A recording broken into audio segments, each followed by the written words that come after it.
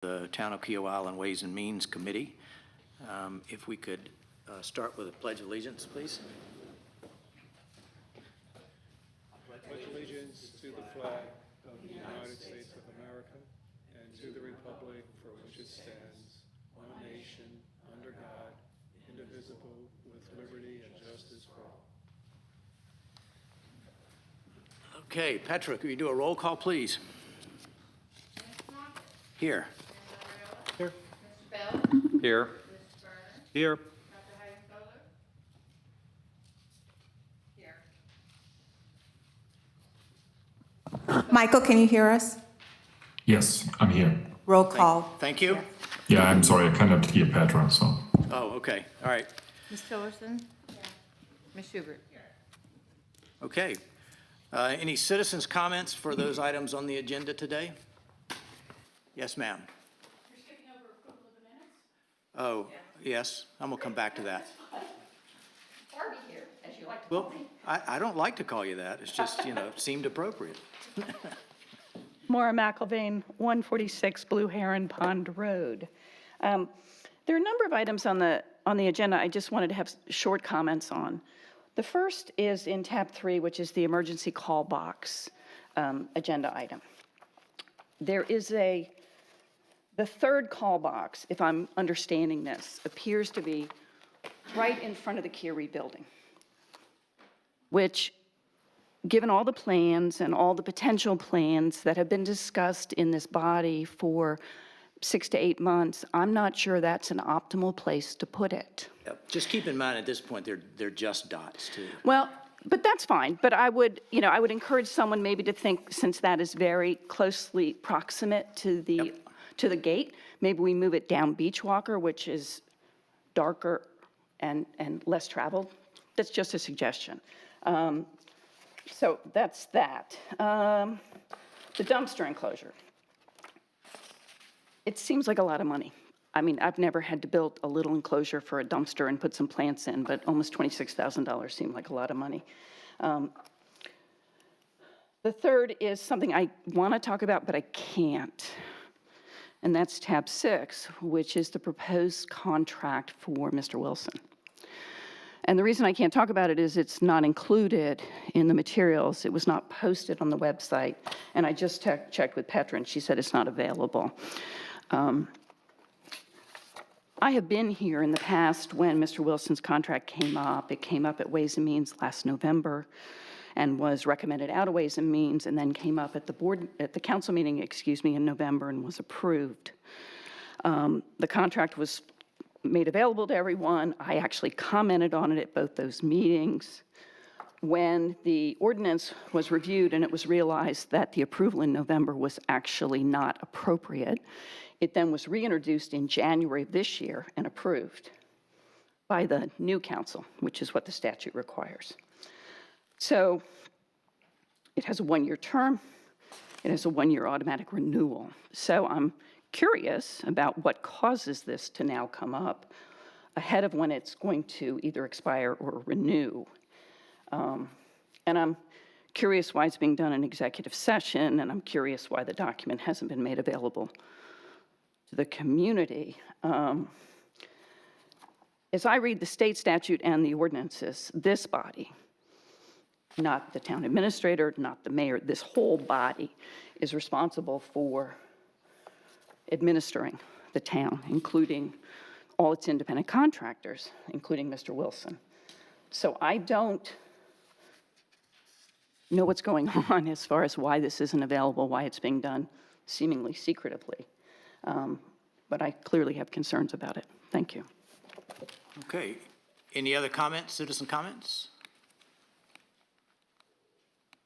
Okay. How about the approval of the minutes in tab 1 from our August 1st meeting? Is there a motion to approve? So moved. Second? Second. Any discussion, corrections, anything anybody saw? I did not. All those in favor? Aye. Aye. Okay. New business.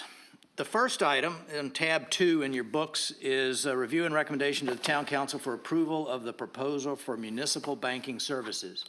Dorota, you want to give us some commentary on that, please? Yes, thank you. The GFOA, who is this organization that pretty much oversees public finance, recommends that the entities put an RFP out for banking services every 5 years. It's not a must, but it's a recommendation. We've been with Wells Fargo for 8 years now, and we just put the RFP out in April. This is to ensure that the competitive procurement provides an opportunity to make sure that we get the market competitive rates and take advantage of any enhancements in technology or service. We hire the 3+1 company that has been assisting the town with the kind of services or financial services for some time now, and they help us with the RFP and with the review process. We received 5 responses from 5 banks, and they were evaluated of number of criteria. And I included, just like on the second page in the materials, a summary that is mostly just the fees, which is not the only element that we look at while evaluating those proposals. But the very first column, Wells Fargo, is what we currently have. I was asked not to share the names of the banks, I can tell we had responses from First National, First Citizen, JP Morgan, and Southern First. But because those rates are pretty much catered to a client, they ask not to share what bank offer which rate in column. However, respondent 8 is Wells Fargo, what they offer comparing to the very first column is what we currently have, and the second column is what they're offering for the new agreement. So looking at I don't want to go through this whole spreadsheet because there is like a lot of different data, but the very first line, this is the total fees that we pay right now. And those fees are based on number of checks issued, lock boxes, volume, just different type of banking services. So that's one important line item to look at while comparing to others. And so you can see that Wells Fargo, what we currently have, and that number changes though, because it does depend on number of what we actually have done. So if we issue 100 checks this month, it's going to be different next month because we only issue 50 checks. Or how many ACHs are done, or how many deposits are made. So we have months where business licenses come in, so those fees is really high because we pay for every deposit. Dorota, then I'm confused. How did everybody come up with their total line item So fee? we look at 12 months of our client analysis statement and average number of every transaction that you pay fees on. So this is based on 12 months of history. And we told them we issue 1,000 checks. We have, I don't know, let's say 50,000 deposits. So that's how those numbers came in. So for an apples to apples, Yes. they just assumed, they looked at our history and they came up with, Oh, yeah. would determine what It their is apples fees to would be. apples. Yes. What their fees would be. That's correct. It is apples to apples, and all those average balances, this is all based on 12 months of prior year transactions. So, Dorota, I know you're trying to balance it. There's two things I have. I don't know what all the abbreviated names are. That's part one. And part two, I would think there are some standard fees that everybody would have to pay, such as an FDIC fee. And my question is, why do some banks charge it and others don't? I don't understand that. That's why they customize to the client. That's why it's because for example, we've been with Wells Fargo for a long time, and I'm just giving an example. So they will waive something in order to, as you can see, as you look at the first column and second, this is to Wells Fargo proposed, current to new one. They've changed a lot of items. So because they want us to, they want to be competitive. They want us to be, or all of those banks want us to be a client or want to attract us, so they can do customize. They can customize those fees. Got it. So they're just waiving those fees that normally get they us, would yes. charge? All Yes. right. Okay. So, but the main, the main items are the first, the total line item fees, and then closer to the bottom, it's required balance to pay 0 fees. So the banks charge for pretty much every time you use their service, and then they charge you, there is this it's called the allowance for earning credit ratings, and everything less than that, we have to pay extra. So Wells Fargo right now is charging us, and that again, that changes if the rates change, but we have to pretty much keep in the bank 1.3 million, not to pay anything extra, other than those fees that I mentioned, we talk about.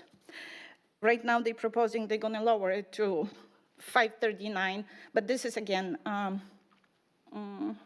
the number will change because if the rate will go up a little bit, that will change. So, but they pretty much lower it like 3 times. So it's very attractive. And so we can, Is the determining factor or numerical factor the bottom row? Is that how you're balancing who is the winner and the loser? that is true. However, that's not the only component. We also looked at the fact that we like the convenience of Wells Fargo being close. Because our policy is for any cash deposit, that we don't really get a lot of cash. However, still court fines are paid with cash pretty regularly. It needs to be deposited that day. So if the bank is downtown, I can't have, it just doesn't make sense for my staff to go to the bank Right, downtown that's a and come different, back. yeah, that's a cost that's not included correct. in here. However- On this spreadsheet, I just again have a question. For respondent E, the bottom line is a negative value. Does that mean he's giving us money? No. So that means, no. So that means pretty much that how much we would save. So Wells Fargo, so we would actually save comparing to what we're doing right now in those, but this is in those extra fees. So it would cost us $11,000 more than what we're paying right now. Okay. So using that logic then, respondent B, we would save $43,000. That's correct. From our current, versus staying with Wells Fargo where we would That is save correct. 18,000. Yes, that is correct. And just out of curiosity, why in that particular case, and I realize it's not a single factor, but why does Wells Fargo When? win for a difference of whatever that is, Yes, 25,000? so like I mentioned, we've been with Wells Fargo, and through the years that I work with them, I have the best dedicated team you can have, treasury team. I don't have to go through 1-800 number. I have a person dedicated to merchant services, to our credit cards. We had an issue for some reason. We have them automatic payment. It didn't go through. I just called her. They waived the late fees. I didn't have to right away. So the customer service that we have for Wells Fargo is great, and then the money for switching the banks, and they didn't really offer anything more in helping my staff to use the banking services. There was really no more value that switching, going through process of everything new. Depository machine, new system, it was not worth it, in my opinion. So let me ask a different question then, because, you know, I'm not a banker, so like, I think most everybody here, we're not quite sure what all this means. But if you look at respondent A and B, then, you know, what, the DDA rate, I would think the lower it is, the better. Is that true? Well, that's a, not really, because that's is a the DDA? deposit. So this is the demand deposit account rate. So if we have any money over that required minimum, this is the rate we're gonna earn. So, but every time or every couple of weeks, I review the minimum and transfer whatever is available. I transfer to LGIP, our investment account. So we don't ever maintain a significant balance over the minimum anyway? No. So so what is the basis for respondent B to develop this $43,000 savings versus the 18?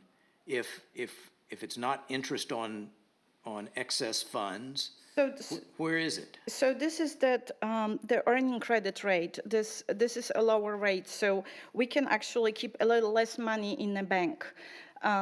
The required balance to pay zero fees is a little lower than the respondent A. But just $100,000 difference in required balance yields $25,000 in lower fees? Yeah, so I can't seem to make the numbers work. Yeah, I for can't, what- I'm struggling. why it's that big a difference. Well, that's the calculation, so. No, I get that. So, but what you're saying is that based on these numbers, and I don't want to put words in your mouth, is it fair to say that the difference in these, in A and B, aren't meaningful differences when you consider the non-dollar elements of the relationship? Is that a fair statement? Yes. Like respondent B, I know you can't tell me the name, and that's fine. So is he then downtown, so you have to travel far to? No. They're here? So he's probably just around the corner from the They are here too, dry yes. cleaners. So, I mean, given that, it's, what you seem to be saying, kind of one takeaway is, and I get switching banks, there's a Yes. high friction switching cost. But kind of, then it doesn't matter. I mean, at what level would be, lower fees and be worth going, otherwise you're just gonna say, we're always gonna stick with Wells Fargo. So not really, because once we have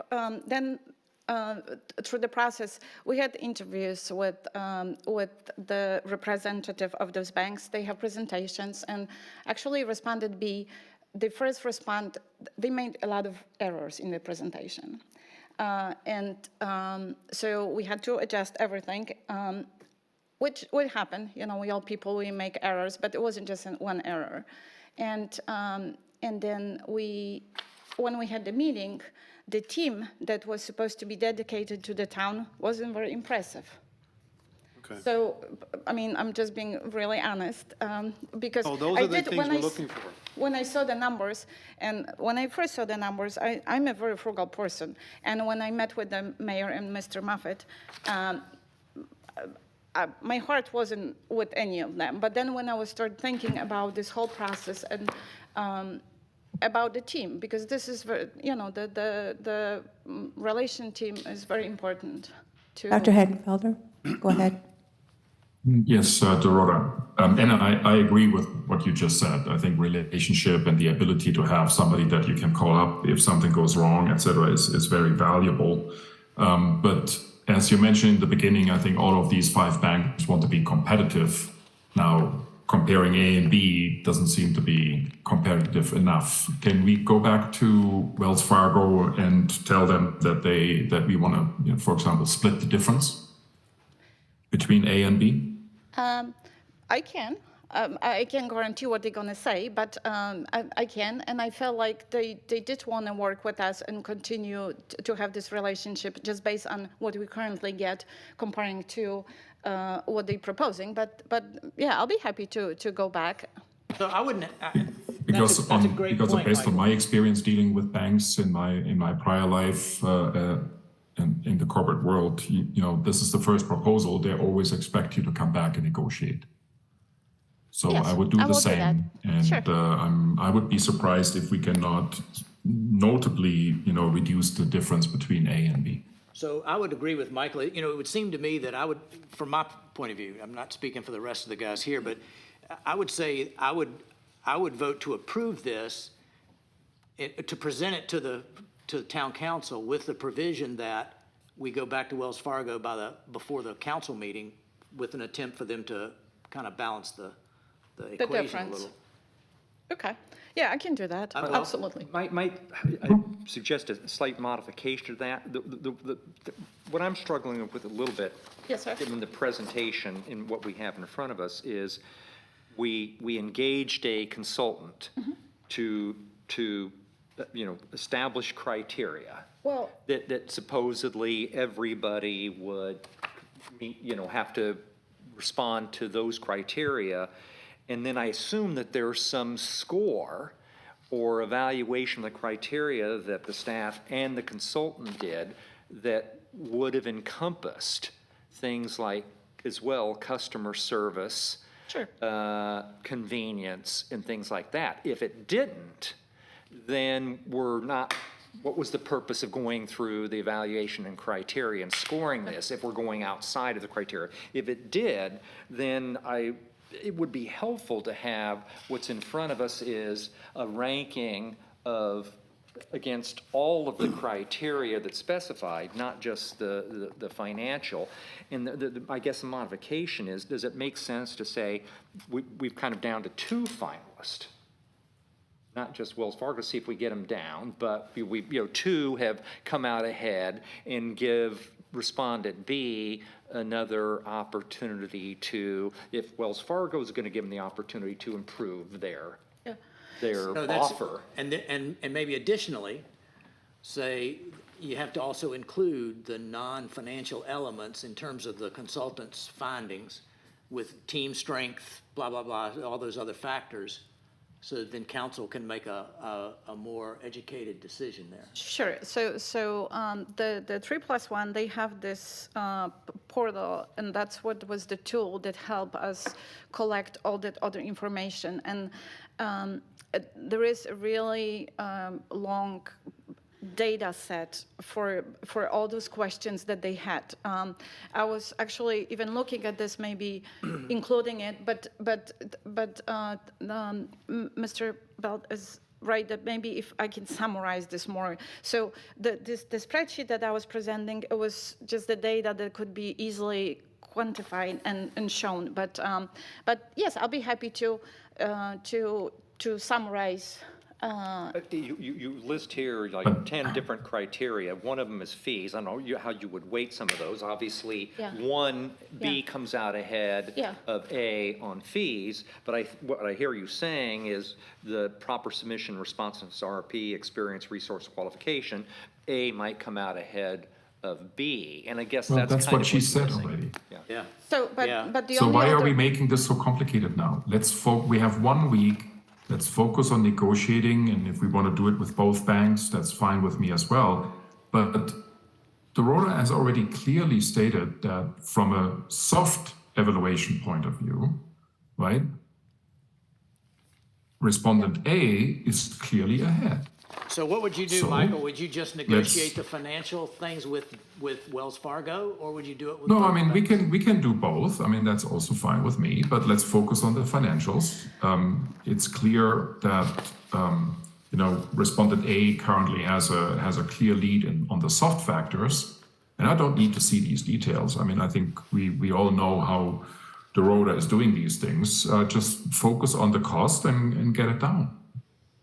And if I can make one more comment Or to- up, to- depends on the saving. Yeah, please. So we did choose 2 finalists, A and B, and we have those interviews with just those 2 banks, and that's what we've learned with one of them, that there were some errors in the submission on RFP, which again was corrected after that. But what I also want to say, those numbers down the line, they're not fixed numbers. They are based on the average balance of 12 months, what we had 12 months in history. at the beginning of that time, our interest rate were so low in LGIP that we kept a higher balance with the bank because there was really no difference. We didn't earn any money in LGIP. So having that balance not being 1.4, as we have historically, but only 600, those numbers on the bottom, they're gonna go down like 3 times. So instead of this 43,000, it's just gonna be 13,000 if we're gonna keep just that balance. But anyway, so my point is that those fees are really not that much of a factor if choosing the bank. Let me make sure I understood what you said. So you're saying that given the normal excess balance that we would carry, given the interest rates today, Yes. then the fact that B gives us 4.9% on that excess would not be a significant number? No. And so the 43 drops down to? Yes, to some other I don't know, because the bottom number is a combination of different numbers. I got you. So, Gentlemen, can we maybe not negotiate against ourselves right here? Because that's a public meeting. Let's No, have no, I was just Dorota asking work for the next week, clarification. I was just asking for see what she can do clarification. with A and B, and then she brings it to the town council, and that's it. Mr. Chair, I have one question. Yeah. This is a complete analysis. She's done a fine job and. Yeah. Okay. I forgot to ask you one question. How are the auditors? They've been with us for a long time, as with the bank, in terms of compliance, in terms of data, all of those types of elements. Any remarks from the audit? No, because like I They have said, given Wells Fargo a pretty clean bill. yeah, this is a recommendation Okay. to do it every so often. It's not a requirement, and sometimes when you change it too often, it's like you want to hide something. Okay. So auditors never had any comments about it, or recommendation about changing banks or. Even doing RFP, it was my idea to do that, just to make sure. And, to me, it's also because there is a lot of enhancements. Like right now, we do everything manually pretty much. Now I can upload a file to reconcile from the bank. And until you approach them, they're not gonna voluntarily probably just tell you what's out there, how to make your life easier. So, I wanna make sure that we take advantage of that too. So let me see if I Chairman. can bring a little closure to this then. So the element that's in front of us is to review the recommendations for approval of the proposal. So if we take a little bit from Michael, where it says, let's focus on Wells Fargo, then the motion and subsequent approval might be to make the recommendation to council that we go with Wells Fargo. When it gets to council, council might say, yeah, let's do that. However, we would like for you to go back to Wells Fargo and renegotiate some of these rates. I think that's the time to do it, because if we do it now, we've got to actually wait and come back next month. Well, possibly, what you guys can do is you can take what Michael said, Dorota could then talk to Wells Fargo. We can probably have an answer by the town council meeting. Yeah, but we have to make Yeah, a recommendation. your recommendation would be to have Dorota talk to Wells Fargo. Well, why wouldn't our recommendation, well, we've got to. You're recommending to council, but you're also in that recommendation, or in that motion, you're making a motion to present it to council, but then also in that motion, you're directing Dorota to talk to Wells Fargo. So that when it comes before council, we will already have had Correct. that discussion? Correct, yes. So, I think that's simply a suggestion. I would make a motion that we approve Dorota's recommendation and go with Wells Fargo. If she can talk with them and save us a couple of bucks between now and next week, or now and whenever, that's part of what she does for, so as we have a treasurer. motion to approve. Yeah, approve Wells Do Fargo. we have a second? Second. Any more discussion? All those in favor? Aye. Aye. Okay. Thank you. All right, the next item is review and recommendation to town council for the approval of the proposal for purchase of emergency call boxes. That would be tab number 3.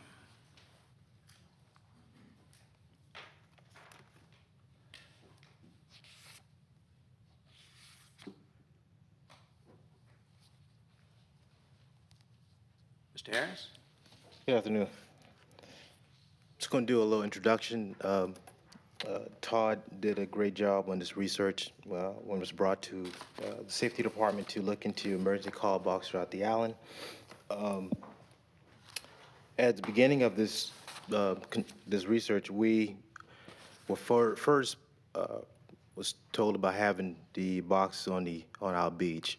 The Public Safety Committee reviewed it, and we looked at the price. It was like over $900,000 to be placed on all bulwark on the beach. We did more intense research about it, and when we found that out of the 3 companies, we found one that was like an all one-stop. And I'm gonna say this because the fact that with the traffic volume complaints we are receiving, along with the construction spills that we have along the parkway, we're having a hard time identifying those companies that usually spill the waste. So putting all this together, we also look at what area of the island is pretty busy. On the beach is during the summertime, then after that it's the fall and winter, which is pretty much no one on the beach. However, when you look at the parkway with with people on the bicycle, pedestrians, visitors, whatever, we have a high volume compared to what we utilize on the beach. So we decided to look at the parkway as well as Beach Walker. With this company that of course we selected, it also has surveillance camera to go along with that. I say that to say because we don't have any eyes for the town to monitor some of the other problems that we've been dealing with, looking at traffic volume. With this company, we can actually monitor our traffic. We can also make emergency notification out to the public along that parkway as well. But when you see on our printout, we talked about A1 Communication. Last year, we did a study and a research with A1 Communication and some other companies to look at doing surveillance cameras along the parkway. As you can see, the price, they estimated was $800,000 because of the fiber infrastructure we will have to place along that roadway. But with this company, we don't have to do that. I'm gonna let Todd give you a breakdown and a description of the company that we're dealing with, since he did 100% and did a good job on conducting this study. Good afternoon. Basically, the company that we had come to see is TS&L. It's Traffic Solutions and Lighting. They're a division of a company called National Safety Systems. Everything that they had provided, they've been very responsive to every question and concern that we've come back with them about. The camera system, the towers themselves are approximately 12 to 13 feet. It's all based off of solar powered. The camera systems are user-friendly. You can log in your phone, log on your computer. They recommend one login, but not giving the login to multiple people, obviously for security concerns. The towers are also storm resistant and weather resistant. Obviously, nothing is completely hurricane proof or what have you, but they do have the ability to withstand storms. The rep that I met with during the demonstration, actually, if you remember last year, there was a 1,000-year storm in Florida. He sent me a picture of all their towers that were still standing during the flooding. Todd, does this work like a phone? So, I mean, you hit it or something and it calls 911? So There's no wiring, there's no No, it's all wireless. wireless. So the A3 communication surveillance came out at That was 800. fiber optic. Oh. That was fiber optic. So you'd have to have the infrastructure for it. Sure. And these, and even TS&L, they also have a fiber optic version of it also, but given the circumstances, I focused more on the self-sufficient. To point Another, something out to the council, I just wanted to make sure you see this. On the town's recommendation, he says there's a monthly limited data rate plan of $149 per station. You see at the end of, just above action requested. All right, so if you look at the quote, or I'm sorry, the estimate, that's already included in the $70,000. So if it's line item 11 in the quote, which is just before the photographs at the end of tab 3. That value is already in the 70,000. I just wanted to make sure you understood that. So it doesn't turn into 76,000, it stays Yeah. at 70. Correct. Just That's right. Well, actually, and that's. for 1 year, yeah. And But after that well, is a month. But the estimate says it's for 3 years. The estimate of 70,000 is including 3 years of this cost, line item 11. I just trying to throw it out for clarification. That seems to be what's in the estimate. And then I do have a question. What is the mass notification speaker system? so that was another option on these.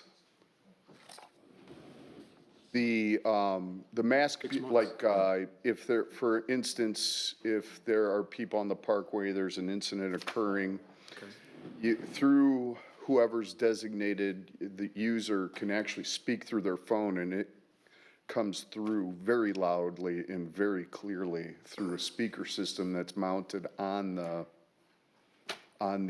post itself, on the tower.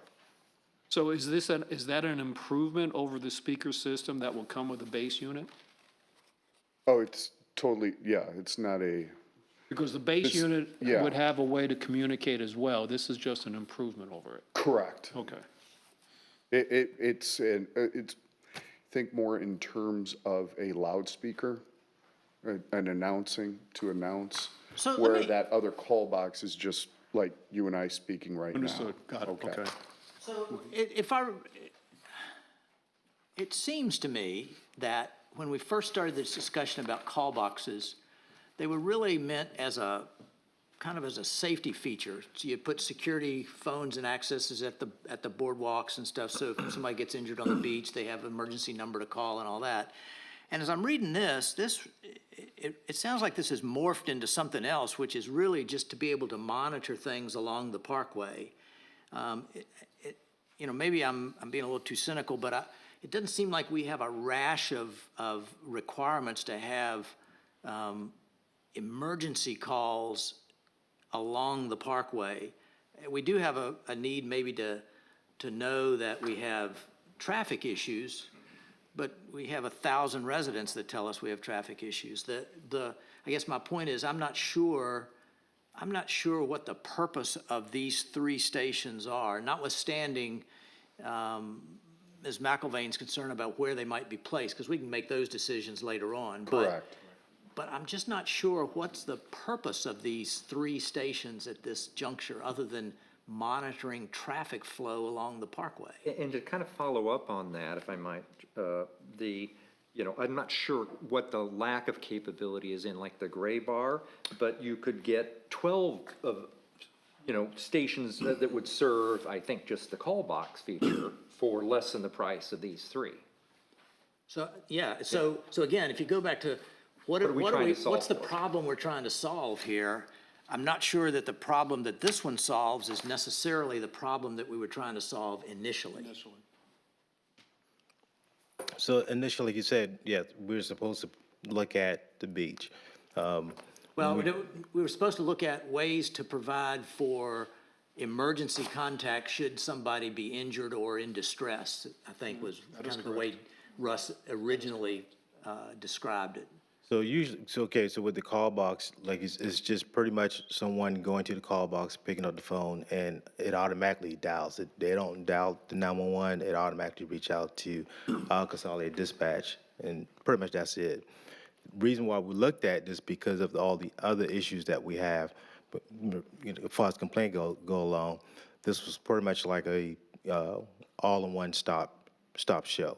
And then when we look at, like you said, about the emergency situations that we have on the island, we have a lot. When I say a lot, we have more, just as much as it is on the beach, on the park, where you're looking at accidents and disabled vehicles that may cause a big traffic buildup. So that's why we looked at that location as far as the volume of not just, it's more for safety and emergency, but I would. that was. So if that- that's that the was- case- Can I just add a couple things? One, you're right, in regards to, we're not having probably a lot of people in terms of distress along the parkway. Initially, these will help with monitoring traffic, because we always get calls that there's backup on the parkway. From the town's perspective, we don't have any way of looking at that. Kika had the ability, because they have cameras, but we don't have the ability, and we don't have access to their cameras. We have more and more people that's traveling between Freshfields and the front gate. God forbid something happens. If something happens to someone riding their bike or walking, right now, there's no way for them to be able to call 911. So this is really just like an insurance measure, because nothing really happens right now, knock on wood. We've been very fortunate that we haven't had anything to happen, but this is So essential. if, okay, and I get that. So if on these boxes, if somebody presses the red help button, who does it call? 911, You call Casal 911, yes. Consolidated Dispatch. So, but you're trying to solve now for a different problem, and it's a legitimate problem to Correct. try to potentially solve for than was initially Right. proposed. We're which just- is- Two issues now instead Yeah, of Right, one. which correct. is, and yet, what I thought we started with was kind of beach safety primarily, and they're not a single camera, it's gonna be. Right, I think, on and the they can beach. speak on that, they did look at the beach, but I thought it was just some concern with the quality Yes, so of with the- trying to find the equipment and the costs and everything. Correct. So I don't recall everything, why we Correct. decided to move from Yes. it. So again, not to oversimplify the thing, but I need to keep things simple or I get confused. So what these devices will do effectively is give us visual access to what's going on in the parkway. Good, bad, or indifferent. We'll be able to see what's going on. And we'll be able to see what's going on all the time, not just if somebody pushes the button. Right. Correct. And then, should there be something that we want to yell out is occurring, we have the ability to announce this at one of the boxes or at all of the boxes? It depends on, it's up to us. All or You can have one? all or one, that's Then- an add-on. And then if you wanted to, and then additionally, there's the capability, should something happen and somebody falls off their bike or a car goes crazy and hits a cyclist or a pedestrian, we have this 911 button. That And that somebody goes can to the hit. central dispatch. Correct. Huh? As long as they don't hit the station, right? Right. So given all of that, I mean, would it make sense to consider kind of bifurcating this? I'm not sure where we need cameras beyond the parkway. One of the TSL devices there, and then if the gray bar solution, it may not. No, It solves for somebody at the beach to just simply pick up, we've got an emergency, to have, however many we think we need all along the beach and a couple places along the island. We could still probably get both solved for at less than the proposal. I can answer, the Gray Bar and Talkaphone were the other two companies that I dealt with. I have not been able to get a hold of Gray Bar and get final answers.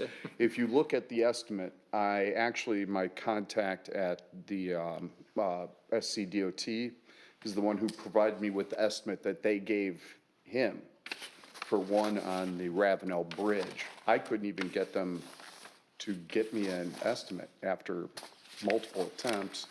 And if you'll see in the top left corner of that proposal. Yes, sir? Yeah. Yes, Michael, go ahead. Michael?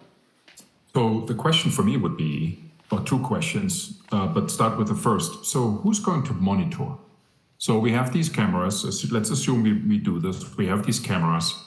The only benefit really is that somebody's watching it. So who's going to watch 24/7? That would be between myself and the evening shift beat patrol supervisors. Okay. So help me to understand. So you would sit in your office and watch these screens the whole time, or I'm not. Well, I'll have it on. sure. I have it on my phone. It'll be on my phone as well. So there would be, But I think- but the point is, we would have a way to regularly monitor what's going on the Correct. cameras. Yes. Yeah, we're not going to be sitting there watching We're the not sitting at the cameras desk. 24/7, but for instance, at 9 o'clock in the morning, if we get a call that there's traffic backed up or an accident, we could then look and see what's going on if we can't get there. If someone has an incident there, we can maybe, based on the time, go back and look at the film. But no, we're not having someone sitting there like an alarm system where they're monitoring a camera or a screen. So my second question then to Greg is, on that stretch that you're proposing here to be monitored, have we ever in the last 12, 24 months or whatsoever experienced a delay in response to an incident? And I'm asking this because I saw the benefit of having something like this at the beach because not everybody is right there with their phone, walking, etc. at the beach. But driving on the parkway, there are hundreds of phones, at any given time. So was there an incident where these call boxes could have expedited the response time of emergency services or whatsoever?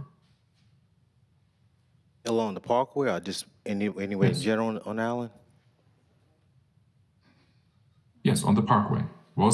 I would Do you probably remember an say we incident don't in the have- last 2 years where these call boxes would have made a difference in helping, people in distress?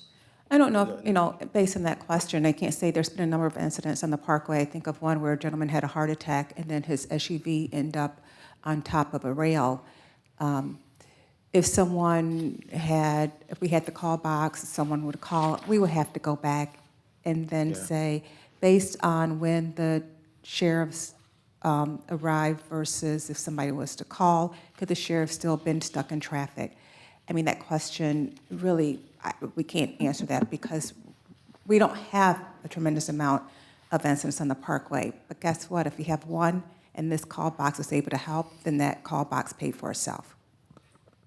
I guess I have a concern that it just seems to me that if we've got identified 3 stations, I'm not sure why it's 3, maybe it should be 4, maybe it should be 2, maybe it should be 6. And it's really from those areas that we think are important between the bridge and the gate. I get the part about giving us access when there's a problem. It just seems to me that we've got potentially a bunch of money that we would be spending here to solve, I'm not sure, either the problem that exists or the original problem that we were trying to address. I'm not clear on that. Well, I think Any it's a along the valid beach. point, John. There wouldn't be any along the No, beach. that's what I'm saying. Yeah. The problem that we originally constituted, it doesn't really look at that at all. And then this other issue is I'm not certain that we have a problem that warrants $70,000 Mr. Chairman, one thing I would like to ask Director Harris. So when this all started with the beach, this was council, I believe, asked Public Safety Committee to take a look at it. They did, and they felt the cost was too high. The Public Safety Committee then say, well, we feel like this would be, also, we would like to be able to see this on the Parkway. So this comes as a recommendation from the Public Safety Committee to look into this. And did they do any due diligence in determining why they felt, of course, we understand from the camera standpoint of being able for the town to monitor the traffic, but did they specifically say why they felt it was important to have call boxes on the Parkway? And not the beach? Well, I think the beach was because of the cost, The cost, probably, yes. and equipment. yes, because it was had to be placed on the boardwalk, And we're Is that a talking Kika about. problem then? I think they were not happy with Correct. us Right, that was, touching their boardwalk. right, correct. And so the recommendation was to look at it, since they were impressed with the call box that has more than one features. It would have been better to place it where we have our leisure trail and a lot of the bicycle pedestrian traffic, which is Beach Walker and Parkway. And we were at one point talking about just doing a few samples to see how it worked. And if we can go back to that original thought process of just have a couple of samples, and I would throw out there for ideas that I would put one on the Parkway where the kayak launch place is. Yep. I think you have a lot of people there in case somebody falls or who knows what. And the other one I would still like to pursue is, even if it's a Kika issue, is I think one is really merited at Night Heron Park, where all the kids congregate to play basketball or whatever at night. Or there could even be, you know, some sort of fistfights or arguments between kids or whatever. We can be on top of that much quicker. I'm thinking we just do two. See how that works. But I'm still getting, it's kind of coalescing here. I understand call boxes, and I think there's merit for call boxes if we so choose to have those around the island.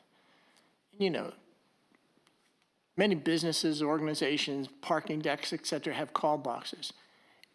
If we so choose to have closed-circuit monitoring, cameras around to monitor traffic and whatever, that's fine too. It's like we've combined it. I don't know. Well, no, I understand that. But I think that's where I'm getting confused with that. So I mean, if the safety component for having call boxes because of having care given with expedience, et cetera, that's fine. But I don't know that we need a $70-some thousand for a call box. But if you want cameras and then you're going to get a closed circuit system in your office, we're going down a path here that's a whole nother set of, you know, is that what you're, not what you're suggesting, is that what this would be? That there's going to be cameras inside here, monitors, that we're going to be? No. It would seem, But what's, somebody asked the question earlier, if there's a camera going on, where's it being shown at here? I'm sorry, where, If there's a camera, you get a camera system, where are you seeing it? again, it's designated users. It's a login. It's a single login, like if they gave us a login for the town. And actually, there's also a component that we could research that it could be connected to our current security system, camera system around here, which we were exploring also. But it was, to get back to what you were asking, it's a login that goes to a phone or computer. You log into it and you can see real time what is going on at whatever station. They self-monitor. Okay. so I kind of lean towards what Russ said, is that if, again, I'm not sure what problem we're really trying to solve here. I'll start there. But if we're assuming that we want to see if there is merit to having cameras on the Parkway, which is what this proposal is, then, you know, possibly we would get with this company about putting a couple in there temporarily for 3 to 6 months to see what happens. And They don't do that. And I would think just a camera, if you wanted to monitor traffic, I would think a camera would be a lot less expensive, a lot cheaper. I would think so, and I get the part about, you know, if there was a car accident or a bike wreck or somebody calling on a button, but, you know, there's also, you know, 50 bajillion telephones that have the ability to do that too. So I guess I'm not comfortable with spending $70,000 for the way this is described as an application. Mr. Chair, you have a question from Dr. Heidenfelder. Yes, Dr. Heidenfelder? So, I'm sorry, I just did a little quick web search. So my former home country in Germany has these famous Autobahns, as you all know. And for allegedly 142 years, which I'm not exactly sure if that's accurate, but that's what's saying here, we had these call boxes along the entire stretch of every single highway in Germany so that people could stop and phone in if they have an accident, if they have a breakdown, if they need maintenance support, etc. Last year, Germany decided to end all of these phone boxes along every highway stretch in Germany because everybody is carrying a phone. So again, as much as I really was in favor of the beach topic that Russ brought up, because I think there it has a merit, along the streets to have a call box, I just don't see the need as everybody is carrying a phone. Spending $70,000 for 3 of them, I just don't see it. If we have a traffic monitoring task here at hand, which I still don't really fully understand, but let's assume we have, then we need a camera, but we don't need a call box for $70,000. So is, And I just did some quick research as well, and you can find basic emergency call boxes for $300 to $500. So, I mean, so is there a motion involved with this particular request here, potentially? I think the motion is we need to go back to the drawing board. This seems to be too expensive. And So to can you make, reject it. can you Yeah, express we that would in a need motion? direction if you guys want us to continue looking at this, or you just want us to stop researching this altogether. I think we really want to evaluate again, what's the purpose? What is really the need here? Right? And I think we came from this good idea, at the beach, which obviously was too expensive, although I never understood it this way that, every single boardwalk would be having such a call box, but anyhow. But I think we really want to reevaluate what we want to solve here. I'm still struggling with understanding what's actually the problem we want to solve. So let's either have a motion to not recommend, or a motion to continue the research to maybe more clearly determine the problem we're trying to solve. I think to be clear, you would just have a motion to not recommend, and after if that passed, then the discussion be to staff. Just We would say, direct go you back guys, in. yeah. or can we just move to table this particular proposal rather than not recommend it council? So it's not something even. Yeah, we can recommend something to table. council. I would move to, first motion would be to move to table this particular proposal. And the second motion, to the extent. Let's do one motion at a Okay, time. sure, yeah. So we got a motion to table this. Is there a second? Second. All those in favor? Aye. Now, Brad. Then move to provide, direction to staff and the ways, and the committee to try to come up with come back to council or the Ways and Means Committee first with a recommendation with respect to assessment as to the need for emergency call boxes or other Emergency technology. technology at various locations on the beach and at various locations around the island, and then what would best solve for those particular needs in those locations. All right, is there a second for that? I will second that. Discussion? All in favor? Aye. Aye. Okay. All right. Thank you. The next item is review and recommendation to town council for approval of the proposal for a dumpster enclosure at Town Hall. Brian? Good afternoon. So as you are all aware, the town is responsible for the solid waste and recycle collection on the island, along with residential collection at each dwelling unit. There's also a couple of public drop-off locations for recycling and household trash. One of those drop-off locations is here at Town Hall at the Municipal Center. And we currently have units to accept household trash and recycling. The dumpsters currently are located at the end of the employee parking area. As I'm sure you're all familiar, and it's in the parallel parking spots. So those units are taking up a couple of parking spots right now that we are learning the town desperately needs to have for fleet and employee parking, as well as visitors too. So town staff met with the landscape contractor to look into relocating the dumpster unit and also adding an enclosure to increase the aesthetics of it. We looked at a couple of areas and we landed on moving the dumpster units around behind the garage. If you're familiar where the car wash pad is right now, it'll sit kind of adjacent to the back of the car wash pad and seated behind the garage a little bit, and also would include an enclosure with some vegetation as well to try to make it as aesthetically pleasing as you can, a dumpster unit. So this would open up a couple more parking spaces for staff and fleet. It would also improve the look and feel of the collection for solid waste and recycling. And they would be out of the way a little bit. It wouldn't be as much of an eyesore for people coming into the back parking lot.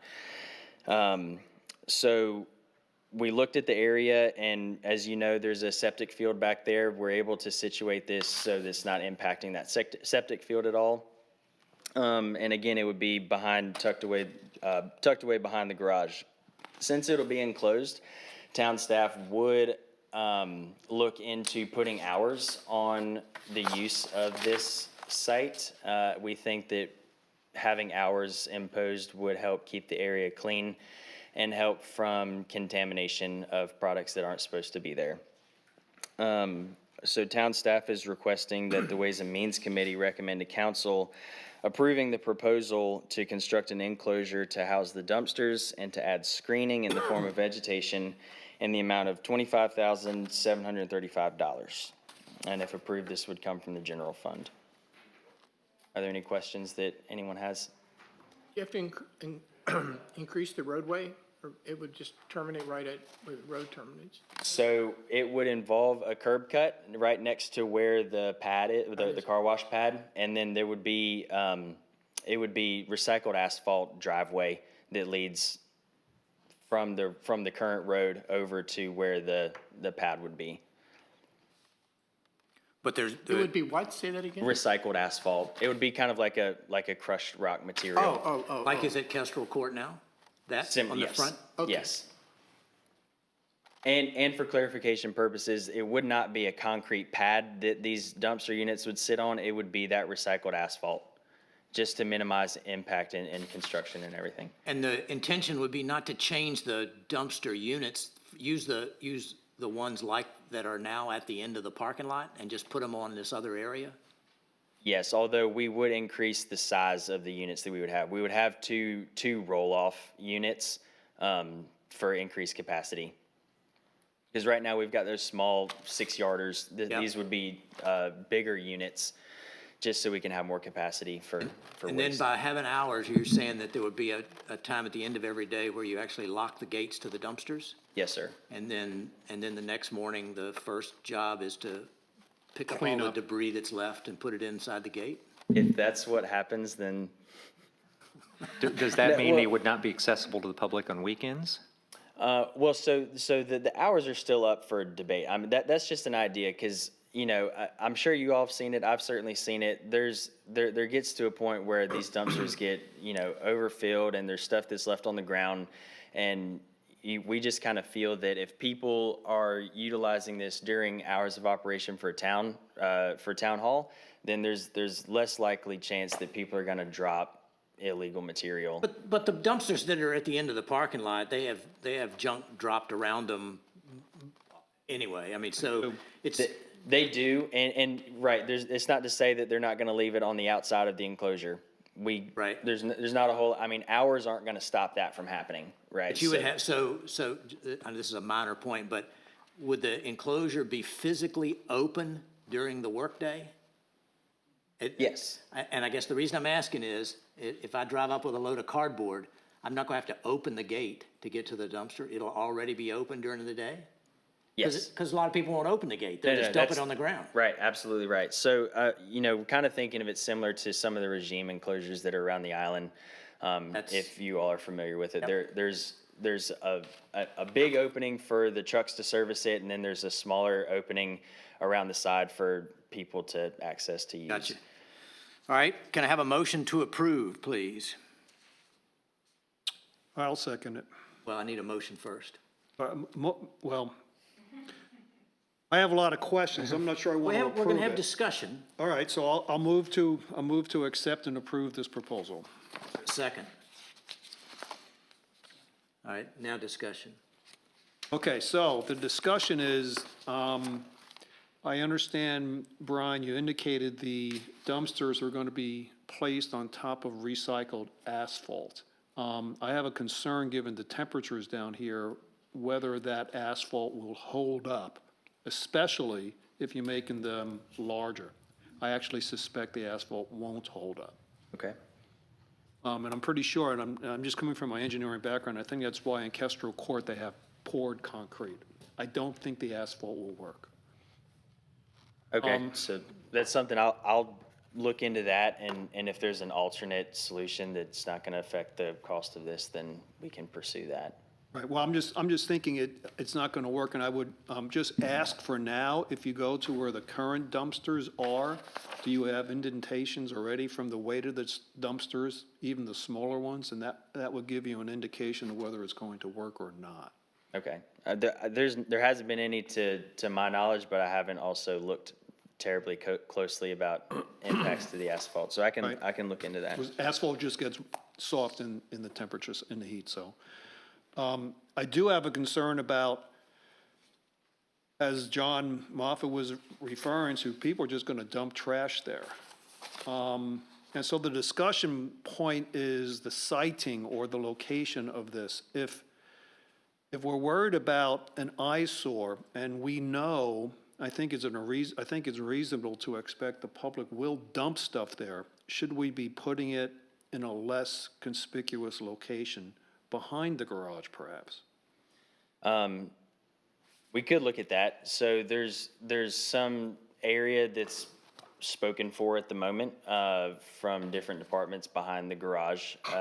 So this was a vacant spot that we chose, and it's where we're already storing the inventory of trash and recycle containers. So aside, this would be another kind of screening to the inventory of trash and recycle cans that we have behind I the understand. garage. All right, well, I'm just throwing that out there, and because I fear that somebody's going to have to clean this up every morning, as we just discussed. Possibly.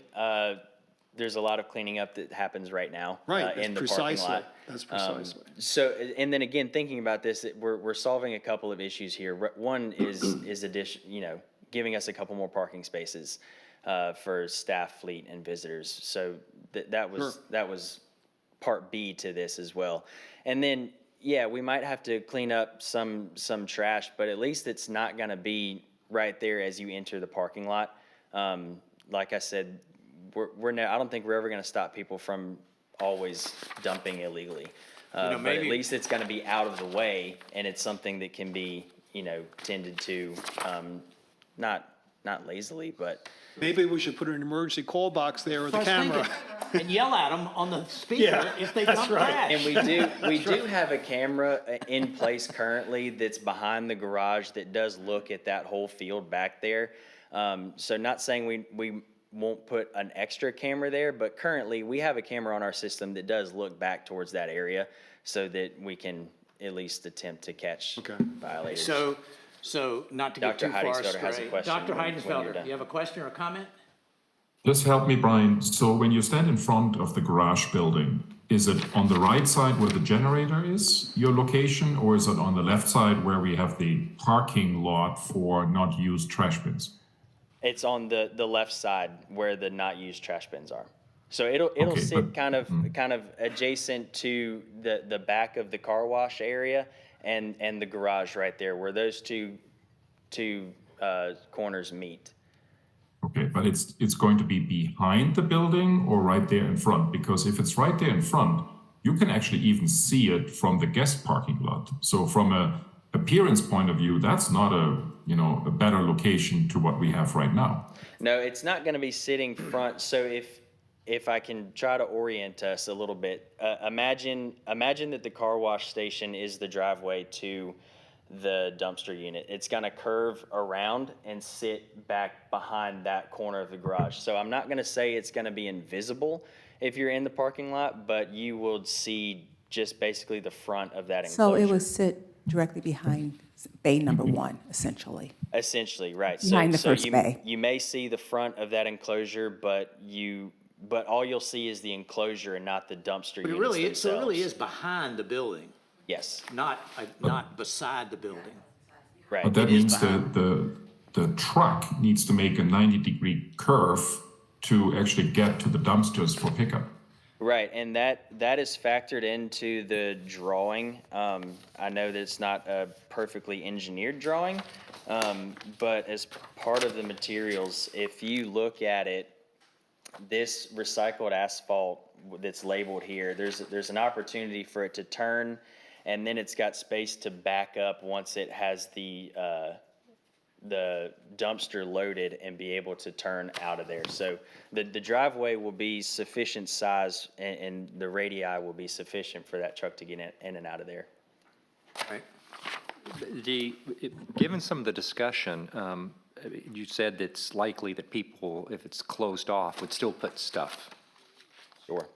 So then, I guess that begs the question, whether it's worth the candle to actually spend half the cost is actually the fence and the gates. Is that actually going to likely potentially increase the amount of work staff is doing, is cleaning up after the morning? If people come up, it's gate, they're just gonna leave it outside, as opposed to if it wasn't gated, they would actually put it in the dumpster. Sure, great question. I don't think there's a way of knowing that off the top of my head. I think we can agree that whether there is or isn't an enclosure, there will always be some cleanup that needs to be done. But I do feel like relocating the units to the new proposed location is gonna keep that trash out of the public's eye. We'll know that it's there, and it'll be our responsibility to clean it up. So let me extend a little bit of what Brad's saying. So let's suppose that we say, yeah, let's do this, but let's don't include the fence and gate initially. Let's get it behind the bay number one of the building, move the dumpsters, let's just see. And if it turns out to be no worse than it is today at the end of the parking lot, then we can come back and say, we'll put a fence in. But the fence and gate are really not an integral part of the dump site. They're really all aesthetics. You know, because we're not trying to keep somebody out of it after hours because they're gonna put it on the ground. So Yeah, sure. maybe you just don't put the fence and gate up initially, kind of to answer Brad's question on, does that really change the practice? Well, and that, we certainly are happy to explore that too. The reason why we brought the enclosure to you was because there was a question about it. I can't remember exactly where it came from, but there was a request to look into enclosing the dumpster units. And then the second part of that is to help with the screening of our inventory of trash and recycle containers that we keep behind the garage. So, you know, that's why we came with the enclosure. But, you know, we'd be happy to talk to the contractor and say we were interested in. Ron, I think Wait a minute, Michael? No, I was thinking that when, so Dr. Heidenfelder, one of the things that you had asked staff was to look at doing some sort of screening for those unused dumpsters, and I think this is what they were trying to essentially combine. They were. No, we were talking actually about the not used trash bins on that little, pad on the north side of the building, because you see it even from the guest parking lot. That's what I'm That talking was about. Months ago. Yeah, that's what I'm talking about. They were essentially incorporating that, Yeah. what they thought But screening. I like John's idea, right? Let's move them because we need the space also for parking. Let's move them behind. Let's see how it works. And if we get in trouble because people cannot orderly dispose their trash, then we need to think a second time about enclosure and fence and vegetation. Brian, I think where you're going to get caught, putting things behind that building is fine, as far as I'm concerned. It's a mess out there. Behind that building is a mess. Got to clean that up. So you're going to make room for cans, you gotta make room for these things. I don't think this asphalt is gonna work.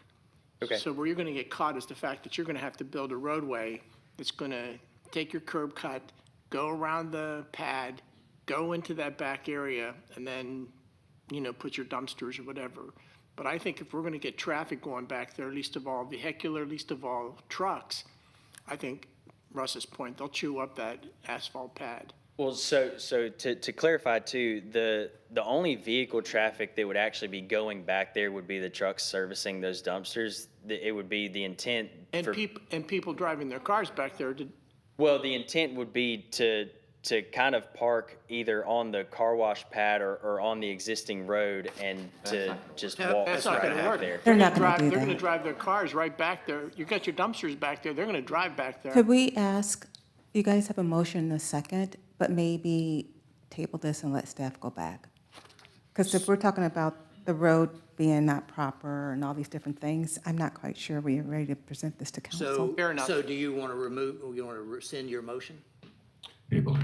I'd want to revise it. I'd like to have a motion to look at the Wait. cost. Rather than revise, because then we got to vote on this and vote on that, just Oh, that's take your true. motion back. I'm going to take, I Yeah. do rescind the motion then, yes. Okay. And the person who made the second is okay with it? Yes, the mayor did, okay. Now make a new motion about tabling this potentially?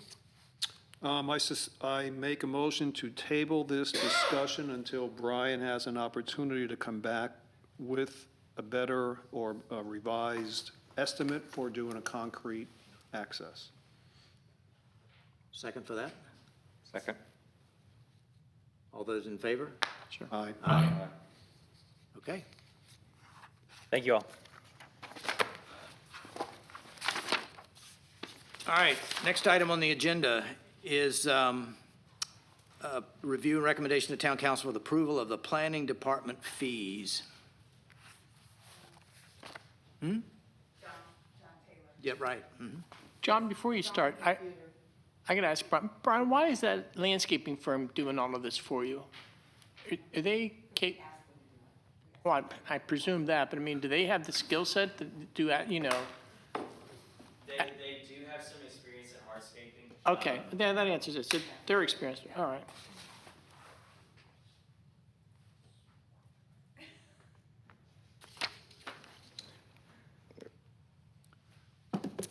Good afternoon, members of Ways and Means Committee.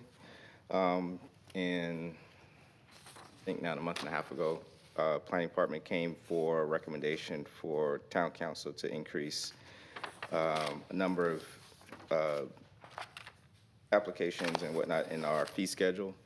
At that time, it was request that we go back and study, provide some additional figures for your consideration. So I just want to walk through what has been provided and then potentially maybe answer any questions that have not been addressed. So in addition, the materials provided, there's a planning department summary. That department summary includes a breakout of fees collected as well as costs for departments. And so there's a few things to note. I'm going to try to walk collectively so you can see this. I'll have this pulled up in front of me as well. The first line item there represents the building permits revenue. That is the number of fees that are collected through the building department. It's to note that the planning department in FY19 was a subset of a combined department, and so that's now broken out going beyond FY19. And so just looking at the current or previous fiscal year of 23, you can see that 2.28 was the amount of fees collected for that year for the building department. What I really wanted to illustrate here is that the fees collected through the planning department is really just a fraction of permitting fees collected. So looking at fiscal year 23, you can see that that number is 15,762. In comparison to the overall numbers of review or department fees collected when you look at planning and building, that represents only 6% of the cost. When you look at planning, 29%, almost 30% if you look at the total costs. That number has increased looking at from fiscal year 20 going to 21, 22, and 23. Beginning in 20, there was 13 in both 20 and 21, and then 18% in FY 2022.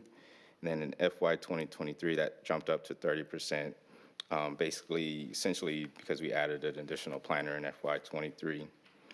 The other note that I wanted to highlight was that we did also break out personnel costs. So if you notice in line item 2, and that just the cost for building services and additionally planning personnel, those numbers will also fraction out so you can kind of get a glimpse of what the personnel costs are as far as the total department costs.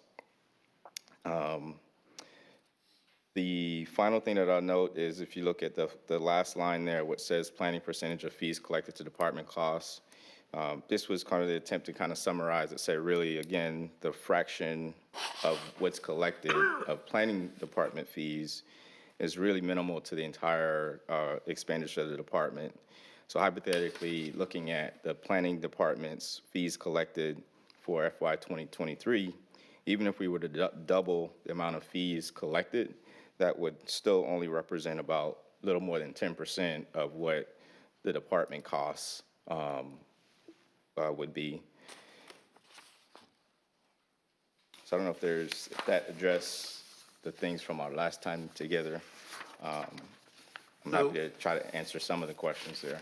So it does answer that fundamental question of how does this contribute to offsetting the cost of the department? From my point of view, then it also says, well, if it's such an insignificant percentage of the total planning costs, what is it that we're trying to accomplish by raising the fees? Are we really, is there a purpose for raising the fees, or is it just because we think they're too low, or because we're still not gonna, even at these increased fees, we're not gonna contribute overall much to the cost of the planning department? So I was not able to break out specifically how much we spend on advertising costs because it's factored in a larger number. So specifically the mailings of what we would mail out as far as public notification letters. Right. We know that there's two factors to that. One is the Post and Courier ad that we put in a newspaper, which is based on essentially the size of the text or amount of characters within that text. And then the postal of notification requirements that goes out to everyone within a 500 radius for public notification. And so that increase that we just approved in April of going from 300 feet to 500 feet, this was just sort of a guesstimate of this will help offset some of those costs, but it's not an exact numbers, apples to apples, to say it's going to offset 100% of what's incurred now by a couple hundred new letters. But when it's all said and done, the whatever we collect as far as planning fees is still going to contribute to a very small portion of the overall planning department's expenses. Correct. So again, to say for, a plan development zoning district application of less than 10 acres, to say, it's 350 as opposed to 300, why not 375? Yeah. Why not 700? Why not 250? I guess I just don't understand what's the purpose behind raising the fees. Again, we're not trying to cover incremental costs. I get what you're saying about the advertising, and that's all true, but it's still overall an insignificant portion of the planning costs. John probably wishes he never would have brought it forward. Michael? He spent more time. It's funny. Dr. Michael funny, Heidenfelder, you have a question? John, Careful what you wish for. only until you get to know John pretty well can you read his body language, but that is exactly what he said. We've had this discussion So internally Dr. Michael already, so- Heidenfelder, go ahead and ask your question, please. Okay, so John, my first question, the 6% that you mentioned on this one-pager here Yes. refers to only what you call the planning department total cost, correct? Yes. Okay, so currently aside from the building, department, just your two people department, so to speak, that's 6%, the fees are covering 6%.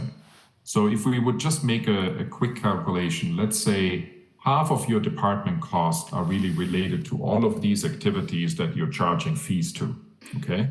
So let's say $140,000, okay? We only collect 16,000. So the rest of what we as a town are spending, actually goes to, every citizen, so to speak, right? So the person or the firm or whatsoever that are actually applying for these permits pays significantly less than the services he or she receives. So the purpose would be either to say we significantly increase the cost for all of these different permits and services, et cetera, to cover at least a more substantial percentage of what you and your department are actually expending, for these services. I think Or we leave it as it is. So because 6% is. But I will say this, Michael, if, your issue about it, the cost gets spread across the other citizens, if the contributing factors to covering these expenses are really, let's just say, business licenses and building permit fees, and because of the excess that's collected there, that funds the planning, some of the planning, I would say that the part of John's planning department that's not covered, I don't incur any of those costs. Because I don't have any business license issues, I don't have any building permits. So I don't know that I would agree with your statement that it's spread across the rest of the community. I would also add one caveat that I did not highlight is that even when you look at the revenues or the fees that are collected, it is a bit skewed because a lot of this is through either a single project or a couple of projects that would occur throughout the year. So when we look at our substantial commercial projects that occur, that total fees collected from a building department standpoint might be generated to 2 or 3 projects when you look at that fiscal year. Good point. So Yeah. it, So from you, Brad, usually when you touch your mic, you getting ready to say something? Well, I just, So can I say one other thing? So from your point of view then, what is the reason you want to increase these fees? What is the reason? So 2 factors. One is to ensure that we at least add some additional cost for the increase in public notification letters that are now required. For example, we've just one single application has potentially can increase from 30 letters to 100 letters. And so that's a factor of a cost. The other is we have not reviewed these fees since the inception of the planning coming in-house to Kiowa. And so just to look at a review and being sort of middle of the pack or comparative to other jurisdictions who may have had adjustments in their fee schedule over the last few years. Okay. Those are the primary 2 reasons. Okay, Brad? John, one of the things we talked about last time we looked at this is, since proportionality. And, whether you look at site plan review or the services or comprehensive plan amendments, say that a single-family home of 2,500 square feet, for example, on a third of an acre, you're increasing that to $300, and but you're leaving alone, something that may be a, multifamily, large parcel site plan review, whether it's something like Upper Beach Walker or Lower Beach Walker, $300 in one instance and $500. It just intuitively doesn't seem like there would be nearly the same amount of site plan time resources, staff resources devoted to one as compared to the other. And so I guess the question then, why increasing some of the ones on the, would be individual homeowners, but not necessarily on more commercial sized projects? So the site plan review was only increasing by $50. Yeah. And I didn't see it as a substantial increase, but it's no rational, if it's a recommendation to increase those site plan review projects that are greater than 5,000 to whatever that number may be, that's totally fine. And I guess that's kind of the question. I don't know whether the time and effort that's involved, again, you're not trying to recoup everything, but it should be a reflection of something. Should the much larger projects be 10 or 20x, not just 10 or 20% more? It's, the real reason it's really hard to put that value of time review to the application because these range in scale and scope. So even though there might be a project that occupies more than 10 acres for a parcel, it might just be a small scope on that, and it takes much less to review, much time to review that particular project than it might be a multifamily, multifamily project with several buildings. For example, when West Beach was going through their redevelopment with the Cougar Point Golf House, Clubhouse, the Conference Center. Those were substantial review times. But if I were to compare that to something the resort did with their laundry facility, it was just primarily internal capture to that. It's, unless we're like really evaluating how much time to spend on each of these, it's really hard to say I'm going to spend this amount of time to. And I appreciate that. Again, I'm just, you mentioned, the Cougar Point, and now if they come back with a proposal to develop the old Kiawah Island Insight, again, I'm just struggling to understand. Yes, it's only $50, but, a single-family home on a quarter acre and, 2,000, 2,500 square feet. Single-family home actually would not be in that bucket. They would actually go to just a residential, so if you have a new single-family home, they actually be substantially less. They would just be going through the residential zoning permit, which is $25. Yes. But if there's recommendation to increase that, we can entertain as well. Well, I guess the relative measure becomes somewhat of a question here. If you're raising the up to 5,000 by 20%, do you raise the greater than 5,000 by 20% and make it 600, for example? I don't know, maybe. Yeah, I mean, Because I the think it's increases obvious that there's some misproportional topics here, but I want to maybe help us to start from the other end again. So if we assume at the moment that we want to, that's part of the question that I'm raising, but let's assume for a moment we want to raise the fees so that a bigger portion of the actual cost are covered, that it, happens with all these site plan reviews and zoning appeal topics, etc. So if we want to do this, then I would recommend that we look at the percentage of the costs that are created with all of these different services, that a certain percentage of these costs should be covered. I'll give you an example. If we assume that half of the cost that we have with John's department, $278,000, let's say 50% of this is 50% of the time, and therefore the cost is related to all of these different services, listed on these 2 pages, right? We want a certain percentage to be covered by the fees. That's how I would start. Because at the moment, it's 12%, right? 50% of the total cost. So currently we are retrieving or recuperating only 12% of those costs that are related to these services. Maybe that should be 25% or 30%. That's how I would start looking at it. And then have John distribute the fees accordingly so that we meet that percentage. Wouldn't that make a lot more sense? With that, you're looking solely just at the planning department fee schedule and not the additional?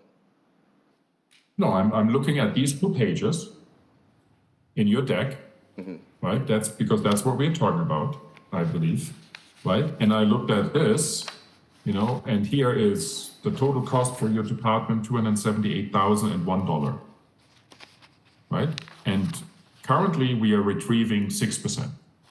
If we assume that maybe 50% of your time, just as an assumption, maybe it's less, maybe it's more, I don't know, John, you have to help us with that, is related to all of these different services, right? 50%, then we are currently covering only 12% of these costs. Yeah, the question I have then is it primarily just off of the review time, some of the things that I've outlined? I'm thinking, hold on. So I think some of those tasks take longer than others. And for example, like if they do the mailings, you have to stuff up 600 envelopes or whatever it is. So that takes, if he just does it with Daniel, it takes a really long time compared to other tasks. So if we apply the 10% or whatever, 15%, it's not really, it may not really catch the real time. So if you go back to what I asked John about why he really is proposing these increases, don't lose sight of the fact that one of them was that he wants to be relatively consistent with what other municipalities in the area are charging for these tasks. And if you use that as the basis, then the increases that he's proposing all actually seem very reasonable. And I would say that since nothing we do, Michael, whether it's what you described or not, nothing we do other than raising the fees by a factor of 10 or 15 times is going to come anywhere close to recovering any meaningful portion of the planning department's expenses. So I would be of the opinion that we should just have a motion to approve these and recommend it to town council as being approved. So is there a motion there for anybody to make? Your motion is to approve, is to recommend the approval of these fees? Okay. Is there a second? Second. Any more discussion? All in favor? Aye. Aye. Hold on. I would recommend that we give the task to John to at least look at some of the proportional fees, especially for large developers. I mean, look at exactly what Brad brought up, right? I mean, we are not increasing the large building fees. And when you look at the last column, City of Charleston, those fees are going up to $2,500. So why are we not changing those fees, but we are changing Michael, fees on smaller Michael, buildings? I'm not sure I understand that. I get that. We voted on the motion, it's passed. So now, I think what we do before we come back at town Okay, council then- in the 1st of Then for the September. records, I voted no. Okay, so but we asked John to do exactly what you just described so that, because this question is going to come up at the council meeting.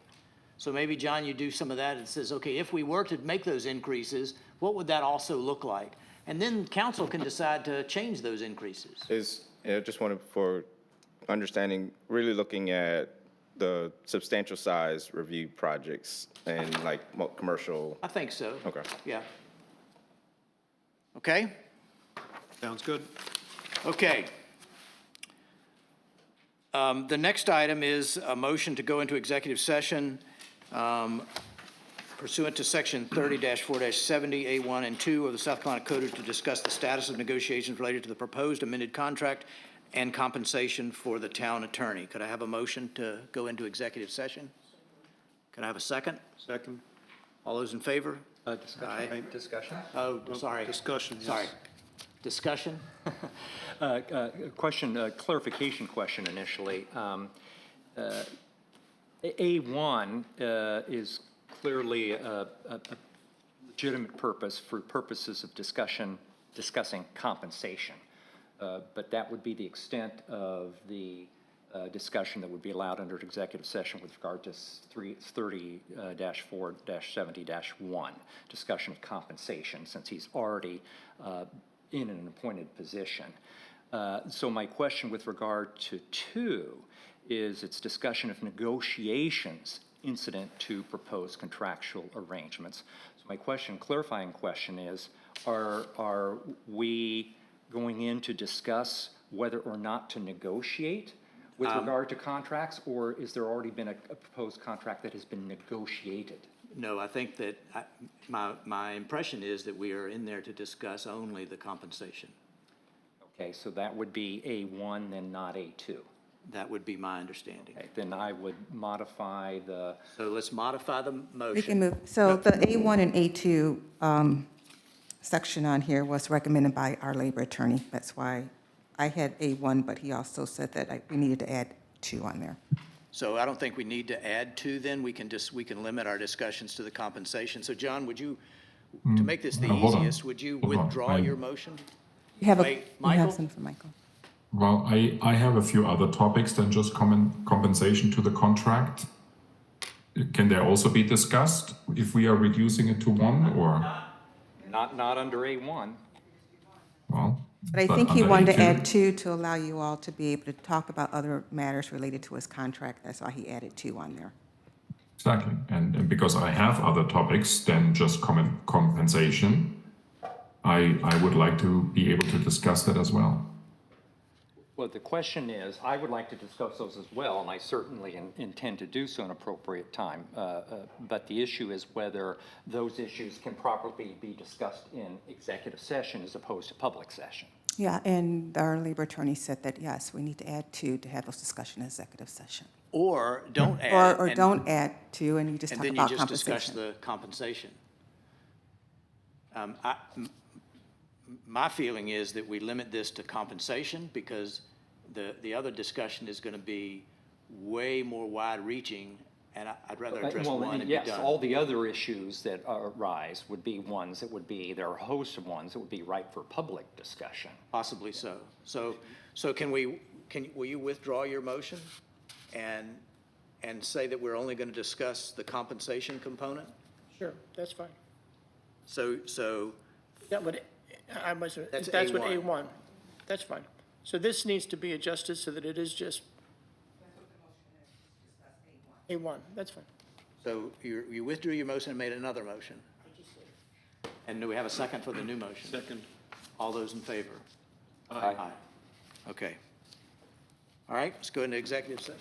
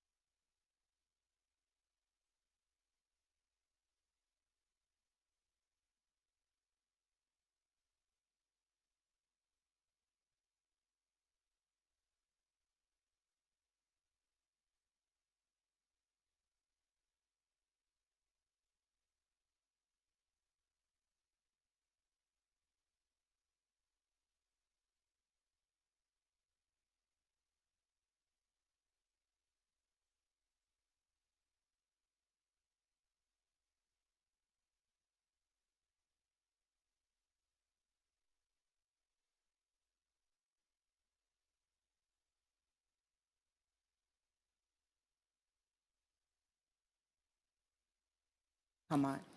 Been switched over yet. Okay, yep. Michael, you can hear us?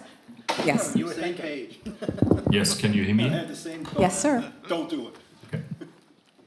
Okay, can I have a motion to leave executive session? So moved.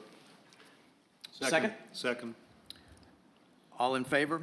Aye. Aye. So no decisions were made and no votes were taken.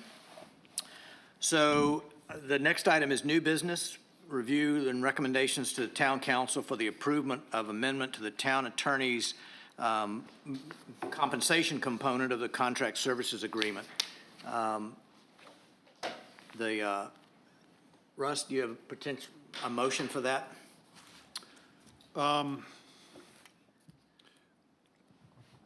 The motion is going to be that we will change the compensation agreement from a fixed price to an hourly basis At, at $200 an hour. is there a second? Effective August 1. Effective August 1. Effective August 1 as well. Second? Any further discussion? I just want to clarify, Mr. Chairman, this is with regard to, we're adjusting his compensation component in his current contract. Correct. And that's just for his core duties because his litigation work cost did not change. Right. Okay? All in favor? I'm sorry, what did you say? So that was for his core duties, the litigation costs. Th- It's still there- hourly, it's hourly currently in our current Litigation has contract. always been hourly. We didn't Yeah. affect that. It's just his. Oh, core just the duties. Yeah, just the core duties. All in favor? Aye. Aye. Abstain. And I think, well, Aye. that's fine.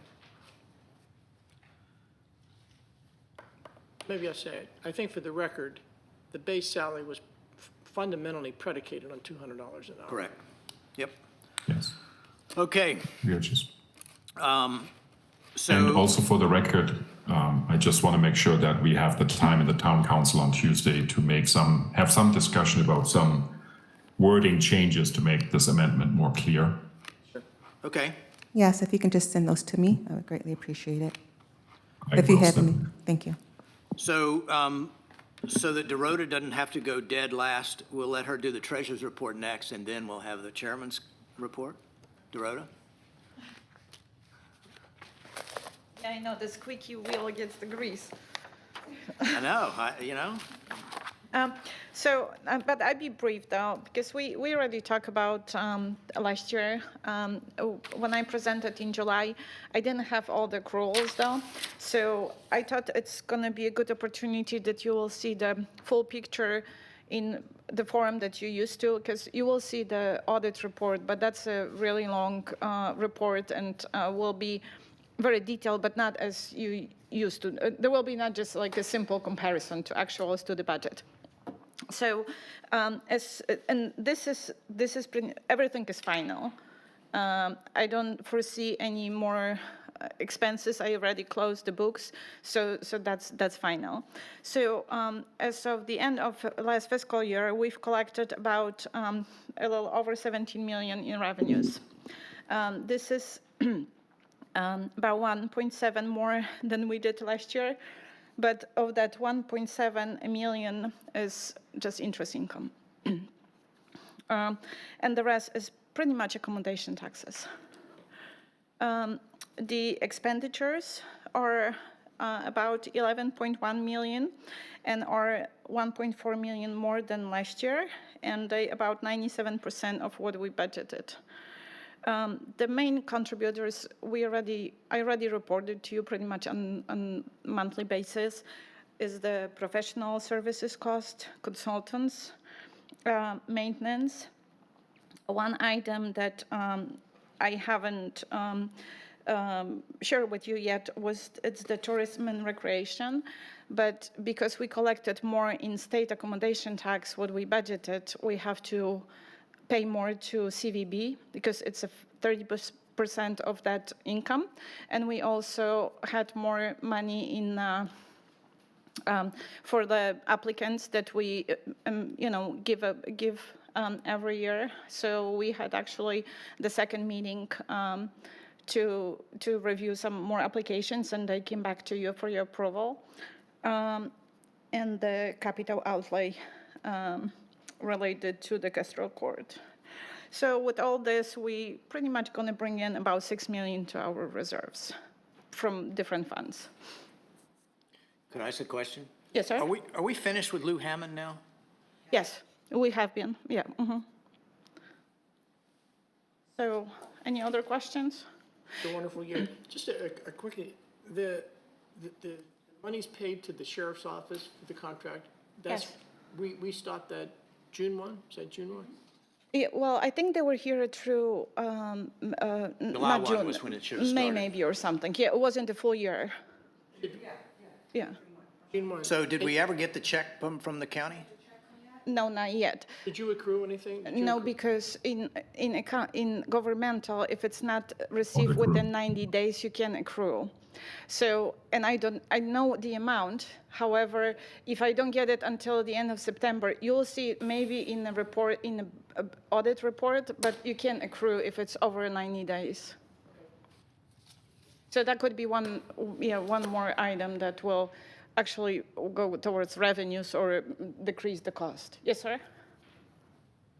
So Dorota, I remember, I think it was the mayor asking the question a while ago that we make sure that we exactly understand, when we started paying the Charleston County Sheriff. Was it a prepayment? So we paid at the beginning of the months for the months, or at the end of the months for the past months? Have we clarified that so that we are really certain that we finished payments at the appropriate time? Yes. So we paid quarterly, and we got quarterly invoices. Well, they were always late with billing. That's why there was like this positive variance in that line item.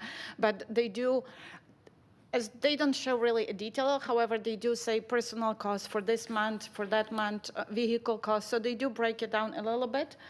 So yes, we are paid with that contract. Okay. With the And then for the payment for the cars, I believe was the prior topic. Yes. Is there any holdup? I mean, what is the reason that we haven't been compensated for the vehicles that I assume the Charleston continues to use for his own purposes? So I had worked with the county admin, so it's not the sheriff's office, I was working with this county admin because it came out of their budget. The total cost that they've come up with, they're going to reimburse us back, was roughly 200, Something like that. it's just over 200,000. That included the vehicles because they took appreciation value of the vehicles and other things that we were asking for in terms of the things that I was asking either to give back to us or to pay us back. So they're not going to return any equipment or anything like that. They came up with the schedule, amortization schedule, and so the total cost is going to be just over 200,000. And that's what I probably got that was settled either early this month, I believe, is when we finally settled on the cost. And so we should be getting a check. I'll reach back out to them, but they should be cutting us a check. It's really not cost, it's the residual value. It's the residual value of, They've right. appreciated all of the stuff that we Yeah. provided to them. They did appreciation Right. of that, and this is the residual value is. Correct. Depreciation, I said amortization, yeah, depreciation value. So it's going to be just over $200,000. Okay. And it For could be they about always. 400 something we paid, right? Yeah. Yes, but for instance, one of the vehicles, which we didn't know until after we started having this discussion, the transmission went out. So they ended up buying another vehicle. They didn't charge us for that other vehicle. We bought 4 vehicles, but one transmission went out. So we're down to probably, say, 3 vehicles. And then they depreciated the 3 vehicles because they really need those vehicles. It's hard to get Tahoes. And so they came up with and that's how we came up with the cost for that and all the other stuff that we had on the list that we purchased. Okay, thank you. And they really behind with billing. We had to always, so maybe it's the same thing with the checks. I don't know with the approval process, but it could be that it requires signatures. So, but I'm sure we'll get that. And I just want to make one more comment with the budget, because those variances are just outstanding. And hopefully this year budget, we had a little more realistic approach, not as conservative as we have been for years. So hopefully those numbers will be a little closer to, especially the revenues. The expenditures are pretty we're in a good shape, but with those exceptions that I mentioned. But the revenues, we were off. Okay. Any other questions? DeRosa, you'd gone through most of the larger variance items. There are several others that add up to close to $400,000. The building, why is the capital outlay for building so much more than budgeted? So the building is actually the Kestrel Court. We budgeted a certain amount before, that's Kestrel Court, and also the garages, not the garages, but the offices in the garage. They were over the budget. So those two items added up to almost 60,000. But however, all those were approved through a different process. The contracts, the staff came back with the amendments to a contract or asked for additional work that needed to be done. So they were approved by the council, but over the budget. Any other items? And I'm just gonna, because I had put this on public record, so I want to make sure I correct it, because it's on public record. The amount from the county that we're going to get reimbursed back for is $161,228. And that was, the final amount was decided on August 4th, so we should begin to check probably next month. Okay, anything else? Okay. No? Okay, thank you. Thank you, DeRosa. So, Chairman's report. We're at this point now where we are at the very beginning of a more active portion of the hurricane season.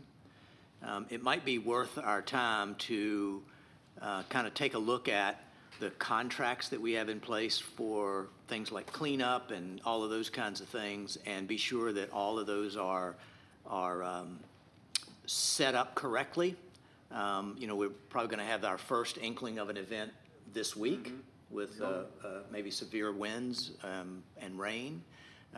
But can we at least by the next Ways and Means Committee kind of have a review of the hurricane-related things, so that if there's any actions the Ways and Means needs to take for council, we can do that? Can we do that? That's really the only thing I have. To that end, I think I have the number right. There was a news report, one of the communities in California, they were talking to the town administrator. He said they were at $134 million just in terms of cleanup. The ones that had, the mud and things like that, it's just, they had no place to put this stuff. Well, fortunately, we don't have any hills, so we're not going to get mudslides. But we don't, because we don't have any hills, we could get some torrential flooding. So, there's always a trade-off. Okay, citizens' comments. We have one citizen here who has a comment. I have a couple comments. I'm sure. Laura McIlvain, 146 Blue Heron Pond Road. First, I am a big user of your website, and I have been frustrated that it has not come online, and now it's online. I'm having a little problem navigating it and finding things, but that may just be the old dog, new trick problem.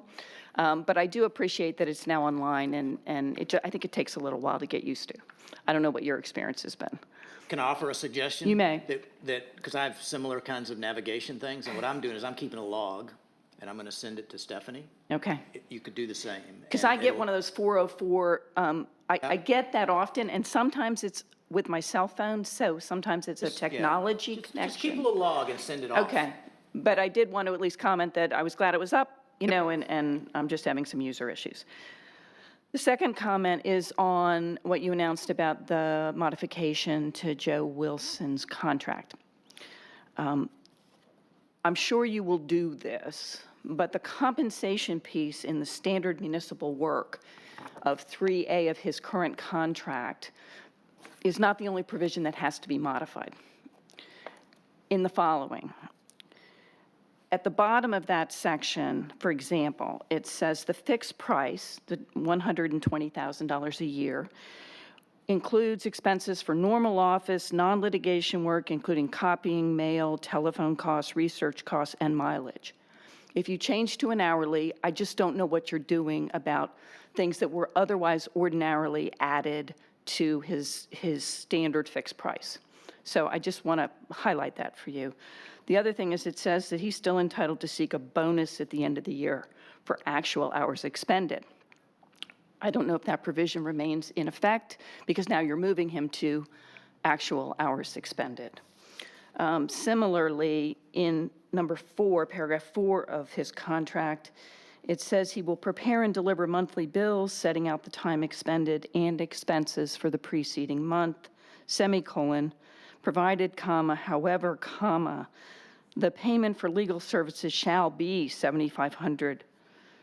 Well, it says $7,500,000.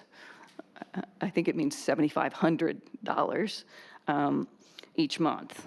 So if he's billing on an hourly basis, he's billing on an hourly basis. I don't think there'll be a minimum he'll be paid then every month. But my point really is to highlight that it's more than one provision in the contract that needs to be modified in order to make it harmonized now. So you're absolutely correct, and we talked about that. Okay. And the reason that we only adjusted the compensation is because in 30-4-70A1, you're limited to compensation, and we Right. want to be sure we spoke only of specific compensation. We know all those other issues have to be looked at. And Okay, it will be next month. Okay, super. Yep. Thank you. Any other citizens' comments? Could be somebody hiding behind a chair, Russ. Could be. Committee members' comments. Mr. Belt. Thank you, Mr. Chairman. Just on this last agenda item, and just kind of clarify for the record, and apropos of the issues raised by Ms. McIlvaine, it is my view that the $200 per hour is in and of itself not unreasonable. It's kind of a market rate. And so I certainly don't have an issue with regard to that. And that was the subject of the discussion, and nothing more than that, as was noted. There are a host of other issues that do arise that will need to be addressed, and those would be ripe for a public discussion, which I anticipate we would have at the council meeting. One of the things I've noted is that the level of overall legal compensation and expenditure, trying to compare and contrast that between Kiawah Island and other similar jurisdictions. At what point should we consider moving towards a full-time town attorney position, given the amount we're expending and relative to what other full-time corporate counsels in other jurisdictions earn? I also, a question for Stephanie as to whether, given the fact that the expected outlay based upon hours submitted thus far on an annualized basis would be about 30% greater than the fixed price contract. No assurance that that would be sustained, whether it would be appropriate to consider an amendment to the budget in order to accomplish that. Of course, that's something we would have to take up in the subsequent Ways and Means Committee meeting, and then a recommendation to the council. So there are still issues that need to be discussed, but I'm fine with where we came out today. Is that it? Michael? Whoop. Any comments? Button. Yes, two things. One, a little contrary what Brad just said. I would hope that not with the change of the contract or as a result of the change of the contract, but I would hope that we have now addressed multiple times how community engagement can lead into, very expensive endeavors that we have seen in our budget with, for example, the legal advice that we had to receive because of all of the questions that we were bombarded with to certain topics. So I would hope that, this will normalize, and therefore also our expenditures for legal advice will normalize. Second topic, as we just talked about the sheriff, I would like to encourage Stephanie and probably Greg Harris to give us in next week's town council meeting a little bit of an update where we now are with our police services. We have now more or less 2 months behind us with the new regime that the sheriff came up with. So I would like to know, and I'm sure that also the community would like to know, what changes we have observed in terms of resources being present on the island and towards the island, and also how response times have been recorded to incidences here on the island prior to the change of the regime and now with the new setup. If Stephanie or Greg could maybe give us an update on that in next week's town council meeting would be very helpful. Thank you. Russ? I was just going to say the same thing that Michael said. I suspect, it's just a feeling that the response time has become poorer since the police contract has ended, and I'd just like to know what those numbers are. Anything else? No. Mr. Mayor? Assignment for everybody. Next week, we're going to talk about, the real estate building.